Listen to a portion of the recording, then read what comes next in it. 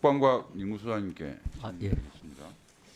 여러 의원님께서 말씀하셨고 직전에 또 존경하는 김진표 의원님께서 지난 당 창건 75주년 북한의 그 무기에 관련돼서 이렇게 말씀하셨는데 소장님 잘 아시다시피 2017년도에 북한이 사실 미사일 그 어떤 능력 면에서 소위 장사정을 거의 완료됐다고도 볼 수 있겠죠. 그 시작하는 거는 완료했다고 그렇게 봅니다. 거리는 하여튼 예, 보내게 그렇습니다. 돼 있지 않습니까? 예.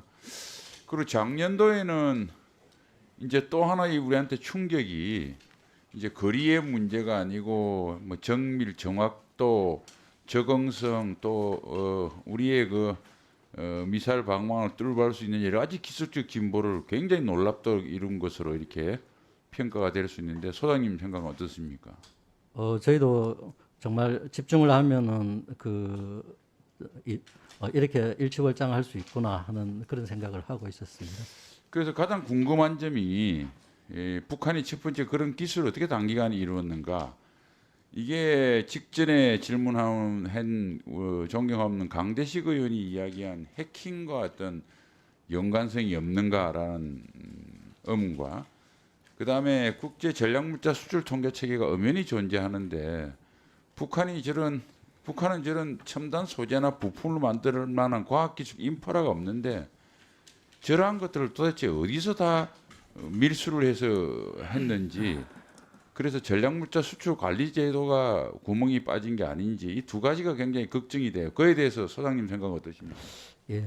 지금 이제 무기 체계들을 보면 여기저기서 카피를 하는 게 좀 있긴 있습니다. 근데 저희 무기하고는 개념 자체가 다른 것들이 있어서 저희 쪽에서 해킹해 갖고 갔다라고는 생각을 하지 않습니다. 그리고 가장 이제 이 사람들이 그 공업 기반이 강하지 않기 때문에 아까 그 보신 그 화성 16호 발사대 그 바퀴 그 11개 있는 이쪽을 보면은 그 정도가 되려고 하면은 엔진이나 그 안에 들어가 있는 변속 장치들이 실제로 그걸 북한에서 직접 개발하고 할 만큼 하면 우리 자동차 공장처럼 전부 그 공장들이 있어야 되기 때문에 경제력이 엄청나게 들어갈 겁니다. 그런데 북한은 그렇게 하지 않았을 거기 때문에 존경하는 신원식 의원님 말씀대로 이거는 밖에서 갖고 왔을 수가 배제할 수가 없다. 그래서 비슷한 것들을 보면은 벌목 그 트럭으로 위장을 하거나 아니면 부품들을 별도로 그 확보를 했을 가능성이 높다라고 우려를 하고 있습니다. 그래서 뭐 그 차체뿐만 아니고 딱 봐도 미사일은 요즘은 반도체의 덩어리입니다. 북한 ICT 기반이 없는데 저 많은 반도체를 어디서 갖고 왔으며 그다음에 미사일이 과거처럼 금속으로 만드는 게 아니라 탄소 섬유 등 복합 소재로 만드는데 그 하나도 못 만드는데 저걸 어디서 또 갖고 왔느냐. 그 외에 우주 기술 뭐 여러 가지 내열재 기술 이런 인프라가 없는데 그래서 우리 수출 물자 전략 물자 관리 제도를 전반적으로 가다듬어야 되겠다고 생각하는데 거기에 대해서 ADD가 단순 기술뿐만 아니라 북한의 부품 소재를 북한의 현재 과학 기술을 볼 때 이 정도 수준인데 이것들은 외부로부터 밀수가 불가피하다 이런 것들을 한번 분석하는 기회를 좀 과학자 입장에서 한번 분석해 보는 기회를 가졌으면 좋겠습니다. 그거 한번 연구해 보시고요. 필요하면 보건의원실과 같이 한번 토의를 해보시도록 하겠습니다. 그렇게 하겠습니다. 자, PPT 좀 올려주십시오. 제가 당 창건 75주년 여러 가지 무기 체계가 있지만은 뭐가 핵심적인 게 이제 저게 화성 15X 불릴지 16호라 정식으로 불릴지는 아직 모르겠는데 북한이 공식적으로 안 했으니까 어쨌든 신형 ICBM 다음 요게 이제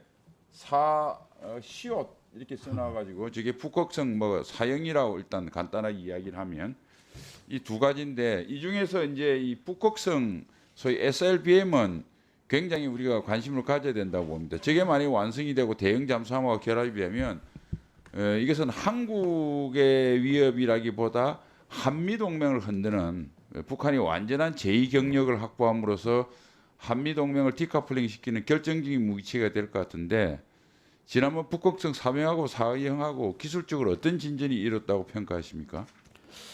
지금 저희도 이제 그 크기를 지난번에 북극성 3호 때는 발사하는 장면만 북한이 그걸 했기 때문에 사실 비교할 수가 없어서 크기를 잘 모르고 있었습니다. 다만 성능이나 여러 가지 그 자료를 가지고 분석을 역으로 해서 치수나 이런 걸 했었습니다. 근데 지금 북극성 4호를 보면서 저희가 추정했던 것들하고 하니까 거의 일치했습니다. 그래서 지금 현재 보면은 외형 자체는 북극성 3호하고 거의 같습니다. 그 말씀은 사거리나 페이로드는 변화가 없다. 그런데 지금 저걸 보면은 그 하얀 선들이 두어 개 있습니다. 이게 위치가 지난번 거하고 좀 바뀌었습니다. 그래서 이거를 보면은 저희가 생각하기에 지난번에 그 했던 것들 중에 여러 가지 비행 안정성이나 이런 것들 때문에 지금 1단 쪽에 추진 기간을 확 키워놨습니다. 그래서 이걸 보면은 비행 안정성이나 이것 때문에 성능은 오히려 지난번 게 구조적으로 더 성능이 좋은데 지금 이걸 보면은 좀 비행 안정성 쪽에 문제가 있어서 그 설계를 바꾼 거 아닌가. 그래서 아마 다음에 곧 하게 되면은 이거를 맨 먼저 시험할 것 같다는 생각이 들고 이제 저 크기 정도로 보면 저희가 한 1.7m 정도로 보고 있습니다. 직경이 저 정도 되면은 저기 안에 복합 소재나 이런 것들하고 하는 것들을 보면은 북한이 그 상당히 그 고체 단도탄 쪽에 능력 기반을 실제 개발한다는 게 그 설계하는 능력만이 아니고 그 여러 가지 공장이나 인프라가 갖춰져야 되는데 상당히 갖춰지고 있다 이렇게 판단하고 있습니다. 네, 정리하십시오. 네. 그 소장님 그 기술적으로 좋은 설명해 주느라고 그건 좋았는데 시간을 많이 예, 써서 예, 제가 예. 질문 한 가지만 하고 끝내겠습니다. 예.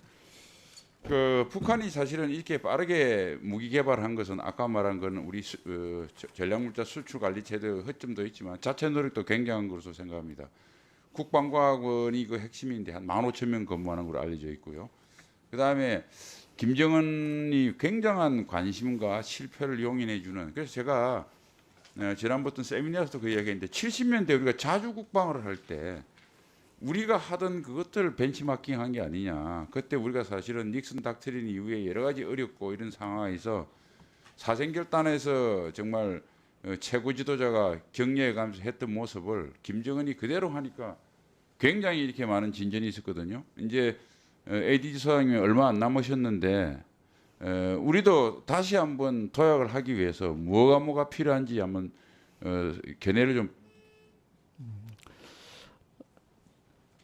지금 북한이 하고 있는 것들을 보면은 연구자들이 일에 집중을 할 수 있도록 하고 있습니다. 그 말씀은 뭐 실패가 있고 또 여러 가지 문제가 있더라도 다 듣고 이 결과 성과의 최단 시간에 성과만 나오는 되는 거로 집중을 시키고 있습니다. 저희는 지금 짚고 넘어가야 될 것들이 워낙 많아서 연구자들 입장에서는 모든 것을 다 만족을 시키고 하다 보면은 최적 성능을 내기는 좀 시간이 좀 걸리고 그런 부분들이 좀 아쉽습니다.